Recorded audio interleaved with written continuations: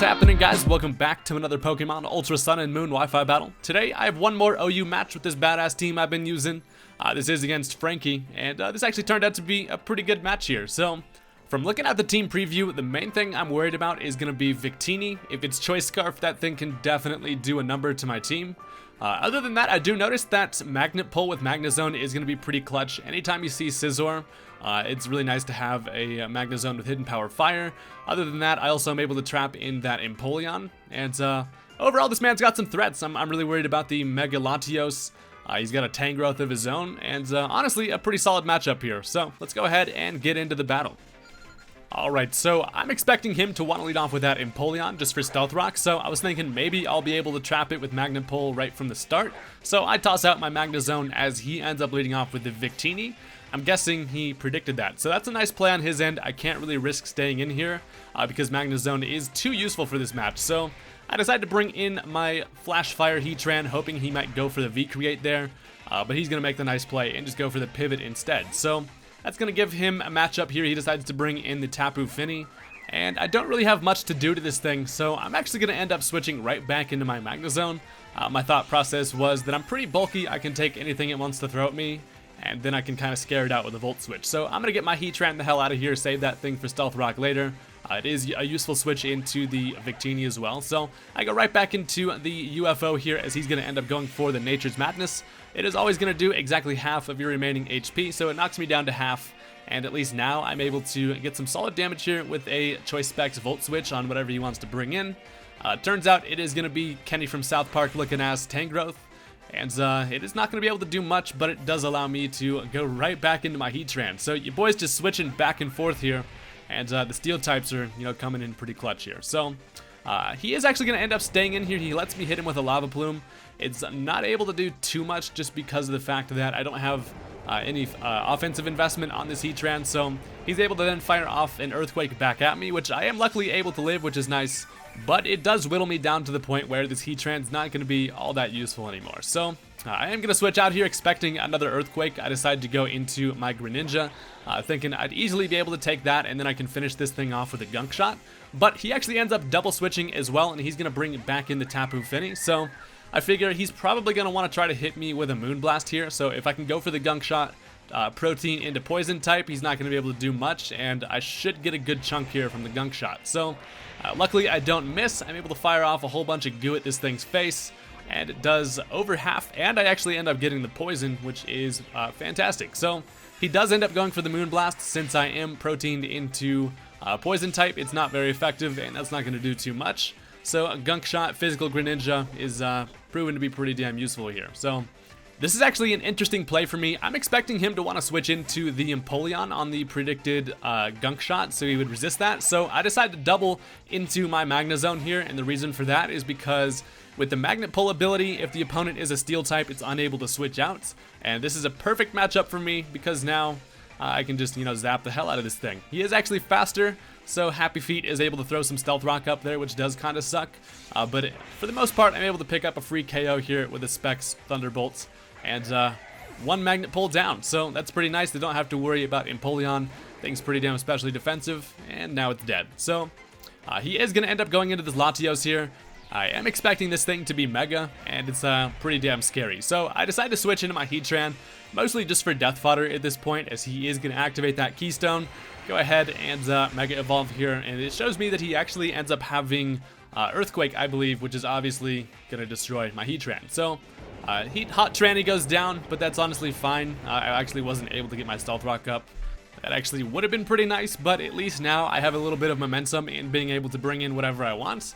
And my best answer is going to be my Focus Sash Alakazam here. So I'm just going to go for the Shadow Ball, expecting him to stay in to try to hit me with a Draco Meteor.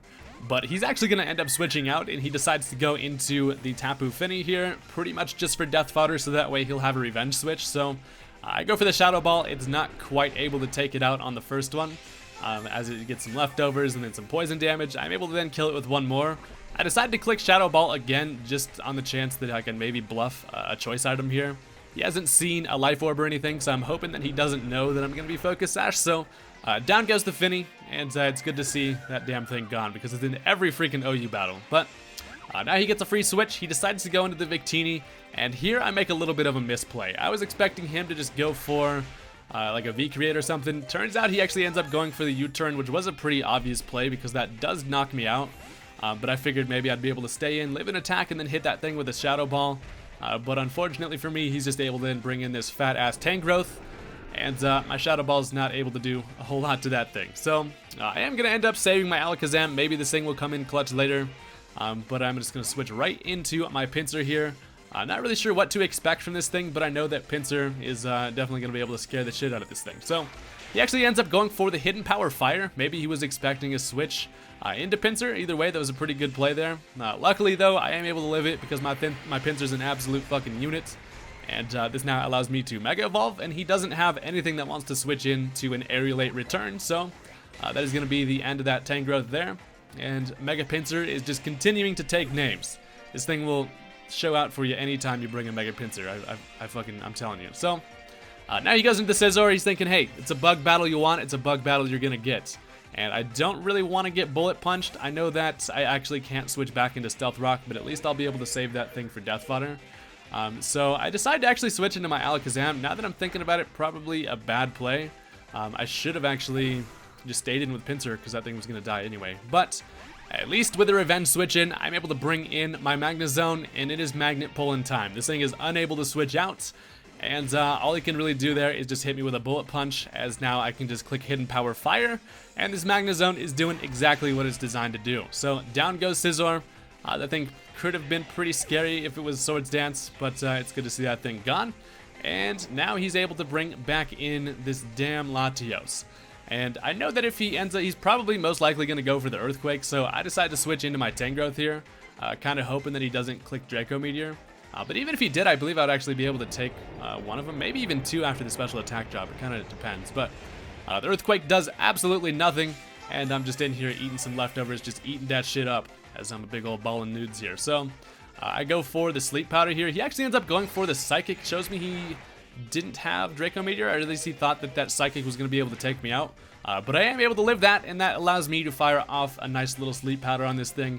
And that is super clutch because a sleeping Mega Latios is, you know, a non-scary Mega Latios. So I am actually going to end up switching out here because I know that I have that Regenerator ability. I'll be able to come in with some more HP next time.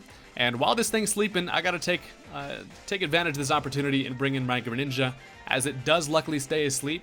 And here I'm just gonna go for a U-turn, thinking he might switch out, but he actually does end up staying in. And unfortunately for him, he does get critical hitted there. So there was definitely some luck involved in this battle, and you kind of hate to see it, but that's, you know, that's kind of how Pokemon goes. So that critical hit is gonna knock out that Latios. And that was super lucky for me, but, you know, the game goes on. So I decided to bring in my Magnezone here, as he is going to bring in the Victini. It's his last Pokemon, and he's Choice Scarfed. So he is actually forced to go for something other than a fire move due to the fact that I still have my Greninja left. So he Choice Scarfs himself into Bolt Strike, basically just for a Greninja there. I'm actually able to live that, and I can fire off a Thunderbolt, which doesn't quite knock it out. But then he can just go for one more Bolt Strike. It is going to kill my Magnezone, but luckily, since I had that Regenerator ability on my Tangrowth, I'm able to come in with a decent amount of health, and since I'm defensive as shit, I should be able to take a Bolt Strike from this thing. So I'm sitting at about half, thank you to the Regenerator, and now at this point, all I can really do is just click Knock Off and hope that I can live this this here Bolt Strike, as I actually am able to live it easily, because, you know, defensive as absolute shit, and then I can just go for a Knock Off, which is going to finish off the Victini. So that was a damn good match. Honestly, I've been having a pretty good time in OU. Obviously, there was some luck involved with that critical hit against that Latios, but that's kind of the way she goes sometimes. So, thank you guys for watching. Go ahead and hit that like button on this video if you enjoyed it. It really helps me out. And don't forget to subscribe for some more Wi-Fi battles. Peace out.